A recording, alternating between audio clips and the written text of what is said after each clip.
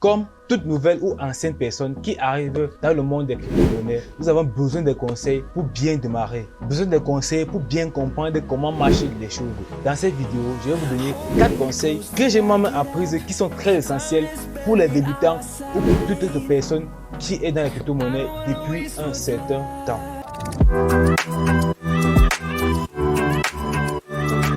Hey, salut à tous, moi c'est Kanko Dylan, bienvenue sur Microchain où on parle de l'univers des crypto-monnaies, des stratégies sur comment investir, faire des bénéfices, surtout comment éviter de perdre son capital pour faire un maximum de gains. Ici, chaque abonné fait partie de la communauté Microchain, alors abonne-toi et ensemble on atteindra la liberté financière.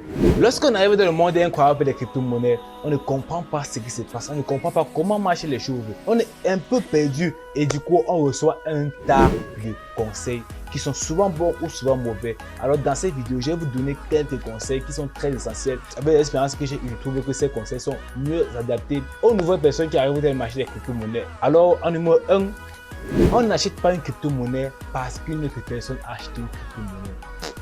On n'achète pas une crypto-monnaie parce qu'un frère, un ami, un parent a acheté une crypto-monnaie. Non, ce sont les premières erreurs que les gens font quand ils arrivent dans les crypto-monnaies. Moi, je pense que même la plupart des gens qui arrivent dans le monde des crypto-monnaies ont acheté parce qu'une autre personne a acheté. C'est un peu comme ça que ça se passe au début, mais on ne le fait pas parce qu'une autre personne a acheté les crypto-monnaies.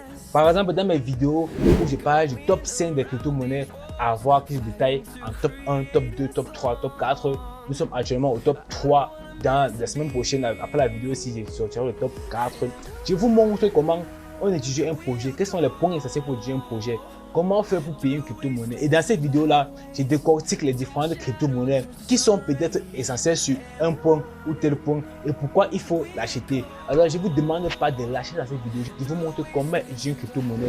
Je ne vous dis pas que acheter une crypto-monnaie à ça et ça et ça. Non, je vous dis juste comment il faut acheter une crypto-monnaie, comment il faut faire, il faut étudier le projet. Malgré les vidéos qu'on voit partout sur YouTube, il faut acheter vos propres crypto-monnaies en faisant vos recherches en plus. N'allez pas juste dire, bon, ok, comme j'ai dit qu'il faut payer telle crypto-monnaie, j'ai jugé le projet, vous dites, bon, ok, là, il faut payer la crypto-monnaie, c'est bon, on le paye juste. Non, ce n'est pas ça.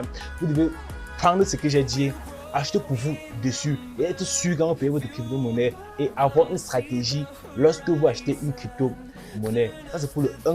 N'achetez pas de crypto-monnaie parce qu'une autre personne a acheté juste comme ça. En 2, n'achetez pas car c'est trop cher. Parce que tous ceux qui arrivent dans la crypto-monnaie, même les anciens, disent que n'achetez pas car c'est trop cher. Aujourd'hui, le Bitcoin est à son plus bas à 38%. Et dans le range actuellement à cause des conséquences qu'on a l'Ukraine, l'inflation et bien d'autres. Le Bitcoin est à ses plus bas à 39 000 $. Mais si on retourne en arrière, prenons entre l'année 2018-2019, le plus haut sommet du Bitcoin était à 20 000 $. À ce moment-là, on disait toujours que le Bitcoin est trop cher, qu'il ne faut pas acheter le Bitcoin, qu'il faut attendre que ça descende un peu pour acheter.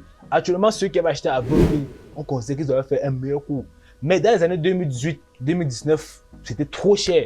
Et comme actuellement, le Bitcoin a atteint son plus haut qui était dans les 69 000 $, 70 000 $, les gens ont acheté à 69 000 $, 70 000 $. Mais qu'est-ce qui nous dit pas que demain le Bitcoin sera à 100 000 $? Que peut-être à la fin de cette année, le Bitcoin sera à 100 000 $. Bon, n'espérons pas actuellement, et je me laisse sur le fait que n'espérons pas actuellement que le Bitcoin reparte des plus hauts. Disons à son plus haut à 109 000 $ actuellement. Là, il y a trop de problèmes qui empêchent le Bitcoin, qui empêchera le Bitcoin d'arriver à ses plus hauts sommets.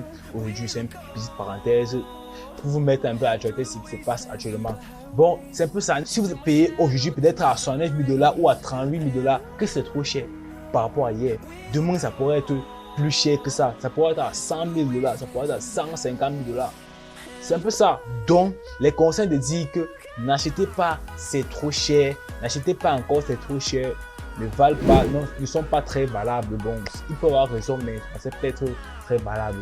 Vous pouvez acheter avec une stratégie. Par exemple, faire du DCA. C'est quoi du DCA? J'en ai parlé dans l'une de mes vidéos. Alors, c'est payer les crypto-monnaies, on s'en fout à quel prix c'est actuellement, mais on paye juste. On va prendre l'exemple du Bitcoin à 1 $. Le Bitcoin était hier à 1 $, aujourd'hui à 2 $, demain ça à 3 $. Si vous avez payé à 1 $ hier, vous avez payé aujourd'hui à 2 $, demain vous payez encore à 3 $. Il faudra que votre prix d'entrée moyen serait environ entre 2 $. C'est-à-dire que le Bitcoin à 4 $ maintenant, vous serez maintenant positif. C'est un peu ça. Donc le DCA, c'est payer une crypto-monnaie chaque jour, ou plusieurs crypto-monnaies chaque jour, chaque semaine ou chaque mois, ou chaque 3 mois, chaque 6 mois, ça dépend de votre capital, de combien vous voulez investir.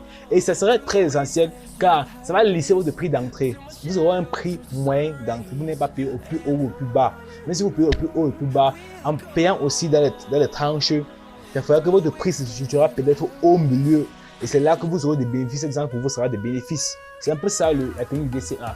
Vous devez avoir des stratégies comme ça pour acheter vos crypto-monnaies, pour ne pas dire ok, j'ai payé au plus bas, j'ai payé au plus haut, c'est mauvais, ce n'est pas bon. C'est un peu ça.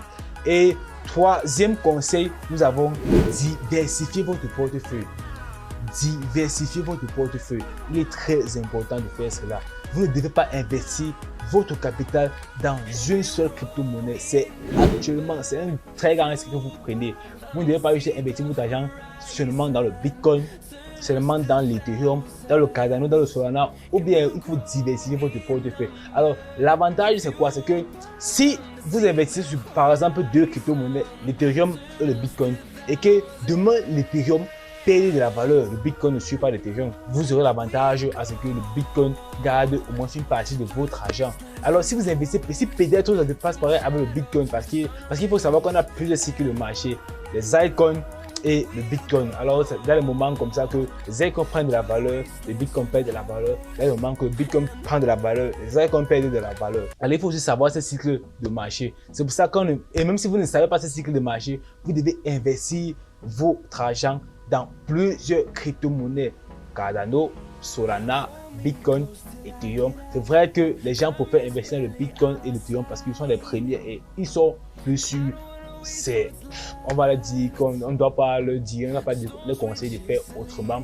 Alors, le mieux c'est d'investir dans le Bitcoin et l'Ethereum. Si vous ne savez pas comment marche le projet Cardano, Solana, Polygon et bien d'autres, tous les projets et bien d'autres, investissez peut-être dans le Bitcoin et l'Ethereum pour commencer, pour un début, pour mieux garder votre argent. Quelles sont les crypto-monnaies qui sont mieux adaptées actuellement? Bon, diversifiez toujours votre portefeuille. Alors, en quatrième conseil, nous avons ne suivez pas tous ceux qui disent que telle crypto-monnaie va faire fois 1000, fois 100, fois 10, que demain on aura un Bitcoin à 100 000 $. Ils ne savent même pas comment ça se passe pour que le Bitcoin atteigne les 100 000 $. On dira que le Cardano atteindra 1000 $ demain, le Cardano va atteindre 500 $ demain, peut-être que crypto-monnaie va atteindre 10 000 $ demain. Pour que cela arrive, il faut une rentrée d'argent énorme, très massif. Ce n'est pas comme le Bitcoin qui actuellement, les gens ont confiance au Bitcoin. C'est pour ça que le Bitcoin peut prendre de la valeur à ce niveau. Les gens ont confiance au Bitcoin. Alors n'investissez pas dans les crypto-monnaies quand vous dites que ok, ça va prendre 2 fois 1000, ça va prendre fois 10 000, le Cardano à 5 000 $, l'Ethereum à 10 000 $. Ce n'est pas possible. C'est possible, mais il faut certaines conditions pour que la crypto-monnaie prenne de la valeur. Par exemple, dans ma vidéo sur le Cardano, dans mon top 1 de crypto-monnaie pour 2022, je dis que le Cardano peut atteindre les 5 $. Ce n'est pas pour rien parce que selon la roadmap, ils sont à l'ère Byron. L'ère Byron, là, c'est une ère qui va permettre aux autres applications de se gripper sur la blockchain des Cardano, permettre ainsi une rentrée d'argent énorme sur la blockchain des Cardano. C'est ça qui permettra au Cardano d'atteindre les 5 $, comme je dis dans ma prochaine vidéo. En tout cas, on l'espère bien que cette année, avec les problèmes économiques qui arrivent, ça sera un peu difficile. Nous ne voyons pas la face, ça sera un peu difficile. Mais on espère bien que ça va arriver. Il y a comme ça plusieurs autres conseils que je vais vous donner dans les prochaines vidéos. Alors, abonnez-vous pour ne rien rater. Car la semaine prochaine, je serai d'abord dans mon top 4 d'une crypto-monnaie à avoir pour 2022. Alors, dites-moi dans les commentaires les conseils que vous avez reçus qui étaient bénéfiques ou qui n'étaient pas bénéfiques pour vous, qui étaient mauvais pour vous, car tout le monde en a reçu qui était bien ou pas. Alors, on se voit la semaine prochaine pour la prochaine vidéo. Ciao!